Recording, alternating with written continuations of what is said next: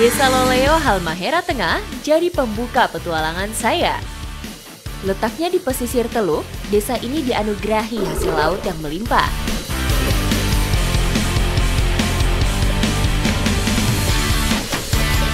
Sebagai pembuka, ikan kaci berhasil dibidik dengan ujung panah. Ikan ini merupakan penghuni terumbu karang di kedalaman 0 hingga 30 meter. Wah, udah dapet ikannya. Jadi desa Loleo ini memang terkenal kalau mencari ikan itu masih menggunakan cara-cara yang sederhana dan juga tradisional. Salah satunya ini nih, dengan cara tembak ikan atau spear fishing. Jubi adalah salah satu cara tangkap ikan tradisional yang masih dipakai warga desa Loleo. Bentuknya menyerupai senapan, lengkap dengan pelatuk serta lubang di bagian depan sebagai arah anak panah.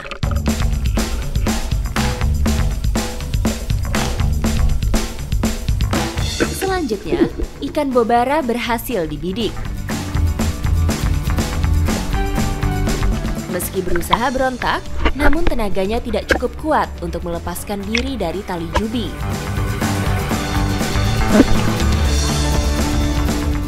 Wow, dapat ikannya besar sekali kali ini. Oh, nih, ikan yang kita dapatkan sekarang, ikan bobara namanya. Dan tenaganya masih sangat kuat, jadi ini kita pegangnya harus benar-benar kencang.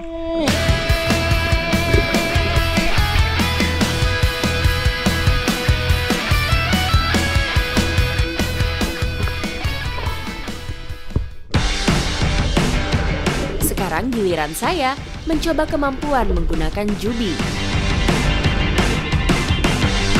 Saya harus pandai memilih target, mengarahkan anak panah sambil berenang.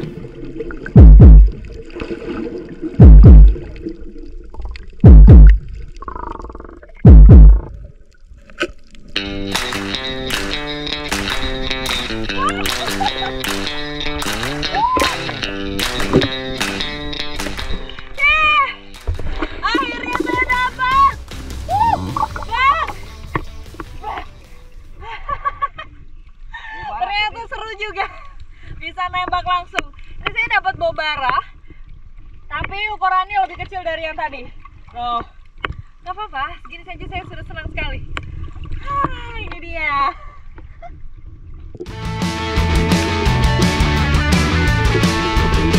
Masyarakat Loleo menyebut kegiatan menangkap ikan seperti ini dengan nama bajubi. Kebiasaan lokal ini identik dilakukan oleh orang-orang pesisir yang memiliki kemampuan berenang serta menyelam tanpa bantuan alat.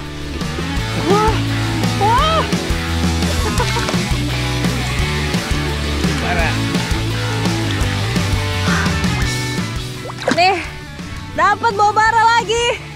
Memang ternyata di sini banyak bobaranya ya. Terbukti kalau lautan di sini memang masih terjaga, masih dekat pemukiman, tapi kita sudah bisa dapat banyak ikan.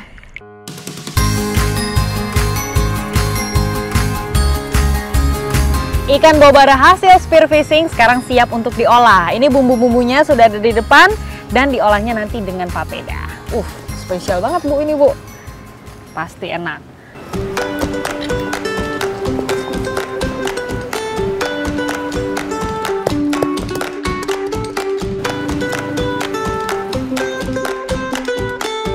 Sudah ya Bu? Oke, sekarang bumbunya sudah siap untuk kita oseng. Nah, udah panas juga nih Bu. Langsung aja berarti ya.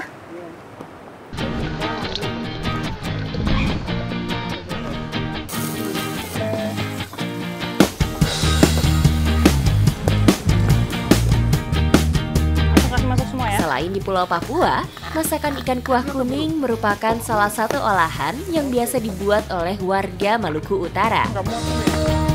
Diberi nama ikan kuah kuning karena identik dengan warnanya yang dihasilkan dari campuran kunyit. Untuk menambah aroma dan cita rasa, tambahkan sedikit daun kemangi. Karena ikan kuah kuningnya sudah jadi, sekarang kita tinggal bikin papedanya. Papeda adalah salah satu hasil olah alam masyarakat timur Indonesia yang menciptakan keunikan tersendiri, termasuk cara menikmatinya. Oke.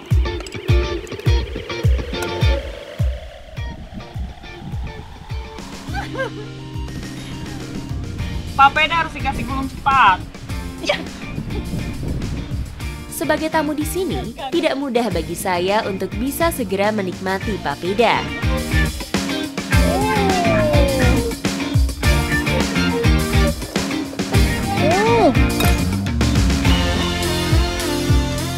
Ini kuahnya pas banget rasanya, juara. Dia asam-asamnya dapet, pedasnya dapet, gurihnya juga dapet.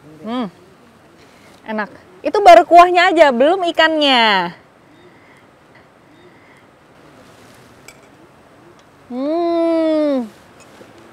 Makin enak lagi. Karena semua bumbunya sudah meresap ke dalam ikan juga. Terus rasa daging ikannya itu kenyal. Cuma ada keset-kesetnya juga ya, Bu. Enak banget. Papeda dan ikan kuah kuning seolah tidak bisa dipisahkan. Tekstur dan rasanya satu sama lain saling melengkapi. Terbuat dari sagu, rasa tawar dan kenyalnya papeda tenggelam dalam gurihnya kuah ikan. Kuncinya itu ada di kuahnya. Kalau kuahnya sudah enak, semuanya jadi ikutan sedap rasanya. Ikuti jejak saya, Jejak Petualang.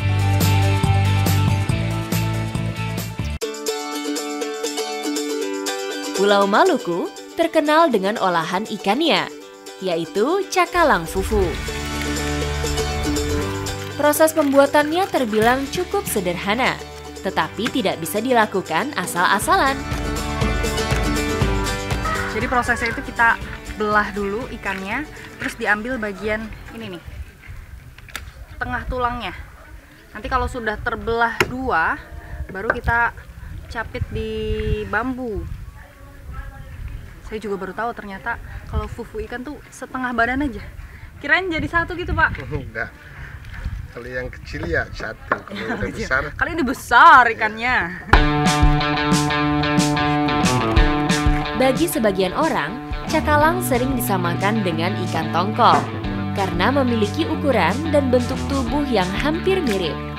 Padahal, warna ikan perenang andal ini cenderung lebih putih dibanding ikan tongkol. Kalau sudah terbelah-belah, ini udah setengah, terus ini juga bagian dagingnya dibagi dua, terus ditusuk pakai tusuk sate supaya dia agak renggang, barulah dicapit. Tujuannya supaya lebih cepat matang.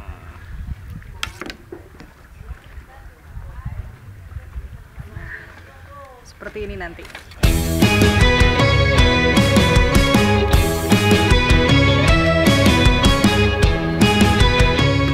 Sudah rapi seperti ini, langsung saja kita fufu.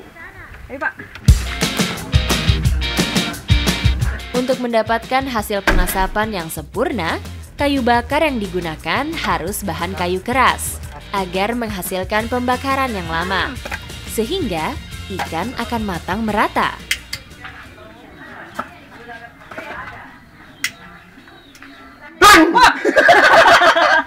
Rupanya Pak Iqbal pintar mencairkan suasana.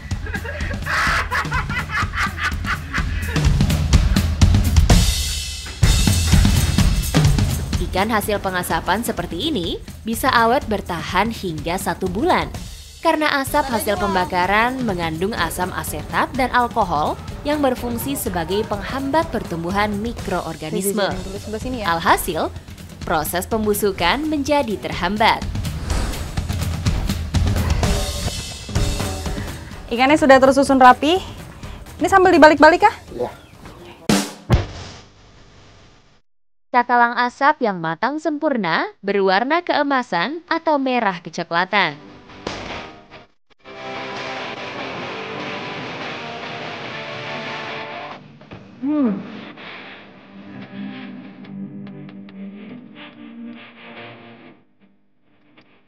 Rasanya enak banget ya.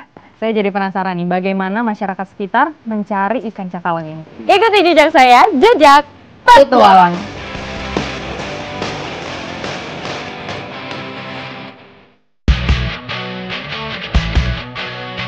Mayoritas warga Kecamatan Weda, Kabupaten Halmahera Tengah mengandalkan pendapatannya dari mencari hasil laut. Salah satu profesi yang banyak dipilih adalah menjadi nelayan. Hasil laut memang tidak terbatas. Kalau ikan-ikan kecil biasa diambil sama nelayan dari pinggiran, kalau ikan-ikan besar dan dalam jumlah yang banyak, itu bisa diambil salah satunya dengan Pak Jeko ini. Ikuti jejak saya, jejak petualang. Kapal nelayan yang saya tumpangi kali ini berukuran cukup besar, mampu menampung kurang lebih 20 orang. Ikannya bagus itu di sore hari, mendekati maghrib. Orang di sini bilang ikan tobo, itu ikannya udah keluar di permukaan semua.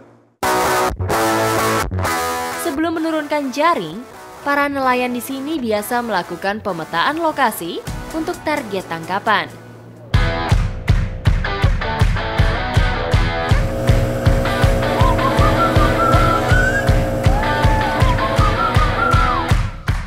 Mulai menemukan ikan bermain di atas permukaan air, tapi kita memang harus gerak cepat sambil mengintai, sambil melihat-lihat di mana. Nah, itu tuh di sana tuh. Pergerakannya harus cepat banget. Jadi supaya saat menurunkan jaring itu tepat sasaran.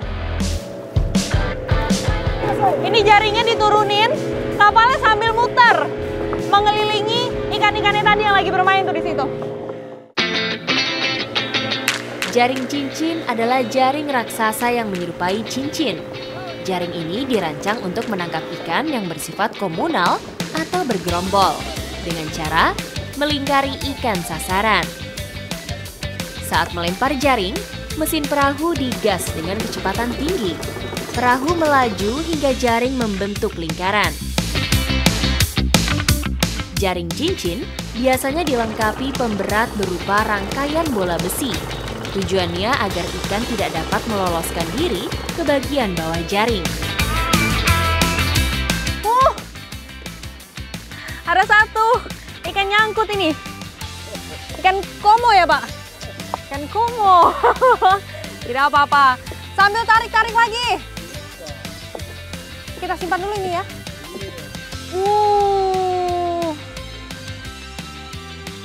Dapat juga. Dapat. Kecil.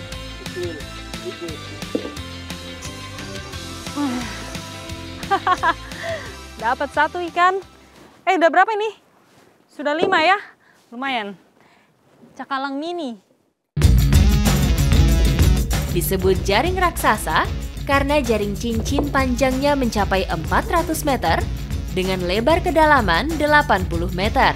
Sehingga membutuhkan banyak orang dan bantuan mesin untuk mengoperasikannya. Hari ini memang belum menjadi keberuntungan kami. Ternyata mencari ikan cakalang tidak semudah yang saya bayangkan. Tadi dari terang sampai gelap yang kita dapatkan ini dia, baby cakalang atau kalau di sini itu disebutnya adalah ikan komo. Tapi tidak apa-apa ya, Pak. Masih tetap semangat pastinya.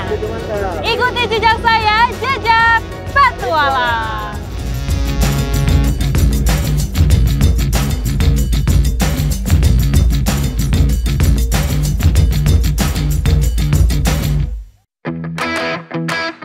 Loleo tidak hanya dianugerahi ikan yang melimpah. Di kawasan pesisir, hutan bakaunya dihuni hewan bercapit yang selalu diincar para pecinta makanan seafood. Langkah kaki saya disambut oleh tajamnya akar mangrove yang berbentuk seperti pensil atau kerucut yang menonjol ke atas.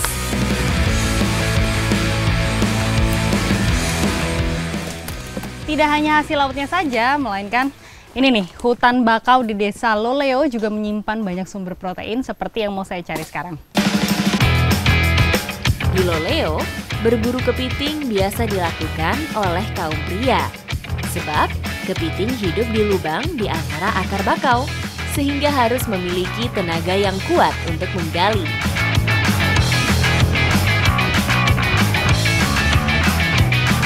Ini ada satu.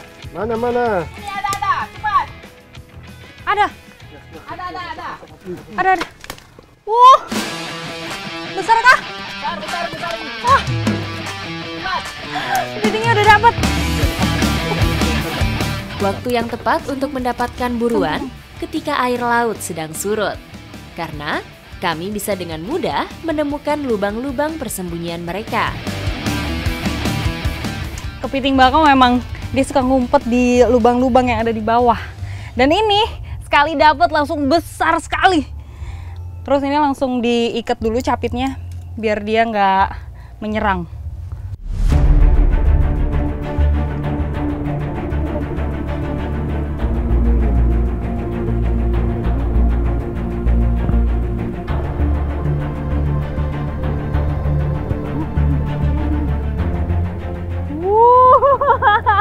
Kepitingnya besar sekali.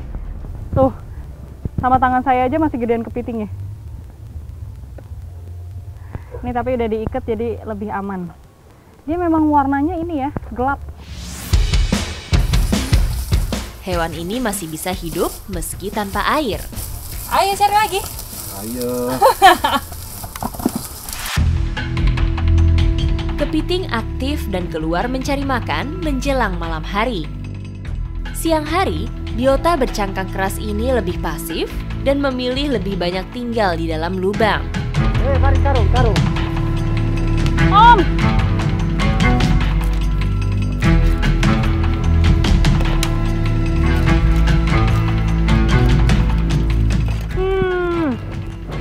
Jadi ini kita tiba-tiba menemukan kepiting yang nggak di dalam lubang.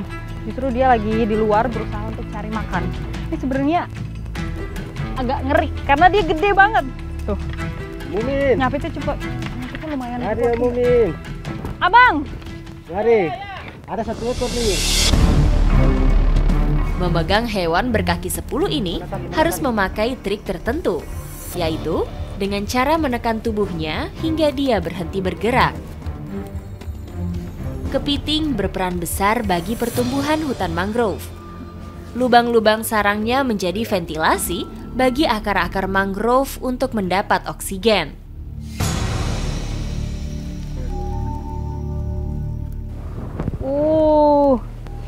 Ini kita dapat kepiting walaupun memang tidak banyak sekali tapi besar-besar. Bang, kepitingnya kalau habis ini kita olah gimana? Boleh. Oke? Ikuti jejak saya, jejak petualang.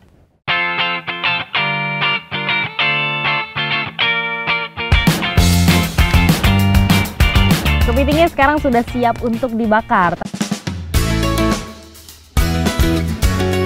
Sebelum dimasak, kepiting harus dibersihkan hingga benar-benar bersih.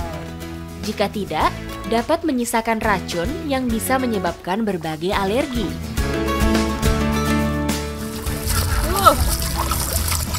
Dia masih agresif nih. Udah bang?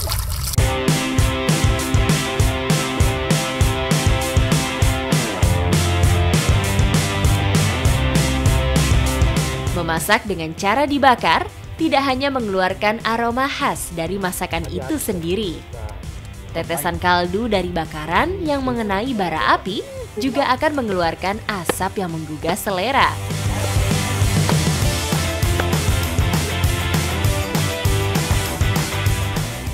Kepitingnya sudah matang dan pastinya aromanya juga enak banget.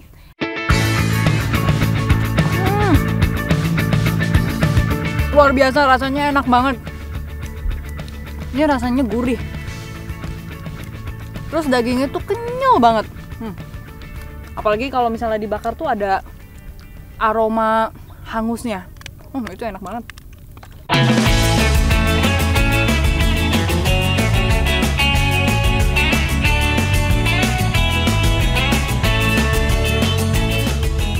Sadap. Sadap betul. Kalau gitu dihabiskan.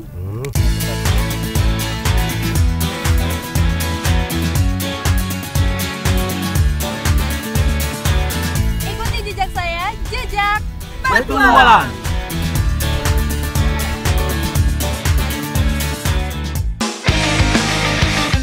Sagu merupakan salah satu makanan pokok masyarakat timur Indonesia, terutama di Pulau Papua dan Maluku. Sumber karbohidrat ini diperoleh dari olahan batang sagu. Dalam ini ya? Indonesia bagian timur memang identik dengan sagu dan juga olahannya. Sekarang saya mau mencari pohon sagu yang siap untuk dipanen. Tapi memang untuk menuju ke sana perjalanannya ini cukup menantang karena banyak air dan juga jalanannya jadi licin. Ikuti jejak saya, jejak petualang. Om, tunggu. Hati, Om. Bersama warga suku Tobelo Dalam yang secara nomaden menghuni hutan Halmahera, saya meniti jajaran batang pohon tumbang masuk jauh ke dalam hutan sagu. Di kawasan ini, terdapat banyak kubangan tanah berpasir yang cukup dalam, sehingga langkah kami tidak boleh keluar dari lintasan pohon yang sengaja dibuat sejajar. Wah, itu dia pohonnya. Setelah berjalan lumayan jauh di hutan sagu ini, kita mendapatkan pohon yang cukup untuk kita tebang. Pohon sagu yang sudah bisa dipanen minimal harus berusia 10-12 tahun. Semakin tua, pohon sagu akan mengandung banyak saripati yang bisa diolah menjadi tepung sagu. Wow! Wow! Tidak membutuhkan waktu yang lama, tebang beberapa kali, langsung rubuh pohonnya. Selain penyedia sumber makanan pokok, di dataran rendah, pohon sagu juga memiliki peran penting sebagai penyerap emisi gas CO2 yang dikeluarkan dari lahan rawa dan gambut. Jadi di sini mengambil sagunya unik sekali. Kalau sudah dikuliti, ini bagian apa namanya? Batang terluarnya itu. Kita ngambil sagunya, tapi sebelum itu dipukul-pukul dulu nih pakai halo-halo. Bagi warga suku Tobelo Dalam yang tinggal di wilayah dataran rendah, hutan sagu adalah lumbung. Untuk menjaga kelestariannya, mereka menjadikan sebagian wilayah hutan sagu sebagai kawasan hutan adat. Pengelolaannya semua diatur oleh aturan adat yang sudah berjalan secara turun-temurun.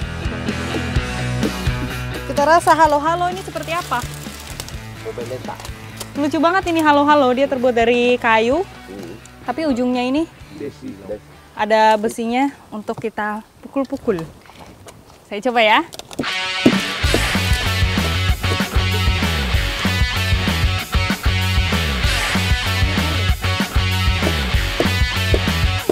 Ternyata lumayan juga keras soalnya ininya ya.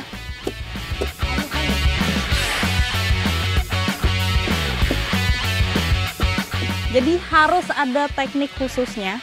Kita tuh ngambil bagian apa ya istilahnya ujung-ujungnya. Karena kalau misalnya yang ditepuk bagian atasnya sini, itu kayak malah dibebek keras. Jadi harus yang bagian ujungnya biar dia pelan-pelan mengelupas. Halo.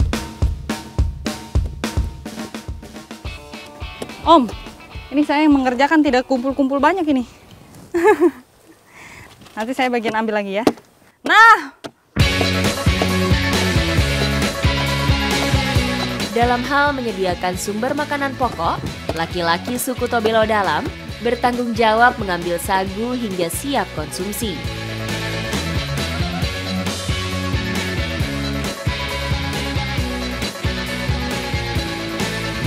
Berani Om, kita bawa. Yuk, ayo kita bawa Om.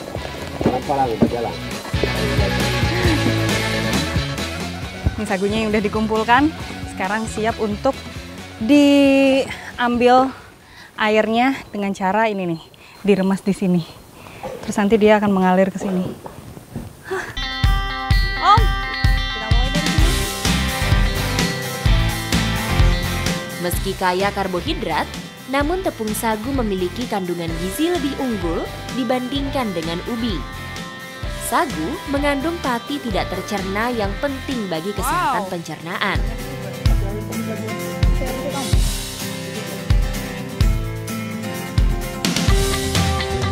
Wah, kasih air terus. Ini prosesnya diremas-remas aja seperti ini, secara terus-menerus. Kalau sudah mulai agak kering, diisi lagi airnya, itu bisa sampai 20 atau 30 kali. Kontur alam Kepulauan Maluku dan Papua yang rendah sangat cocok sebagai habitat pohon sagu. Sehingga di wilayah ini, sagu sangat melimpah jumlahnya. Kalau airnya sudah bening begini, berarti ampasnya sekarang sudah bisa dibuang. Dan buangnya juga bisa di sekitar sini aja karena itu bisa jadi pupuk alami. Dari satu batang pohon sagu dapat menghasilkan pati lebih dari 100 kg. Sudah? Nah, ini kalau udah mengalir sampai ke sana, ini memang harus didiamkan terlebih dahulu. Dan yang kita ambil itu endapannya. Nih. Ini dia nih. Halus banget. Tapi harus didiamin dulu. Sari pati sagu baru bisa diambil setelah mengendap kurang lebih 1 jam.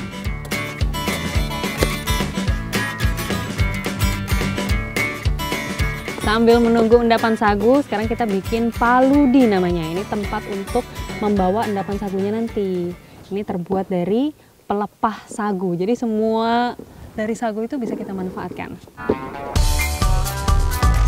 Paludi adalah keranjang multiguna. Biasanya banyak digunakan untuk ke kebun. Alat pikul ini berbentuk seperti kerucut yang diberi tali gantungan pada bagian tengah dan bawah. Nah, paludinya sudah jadi.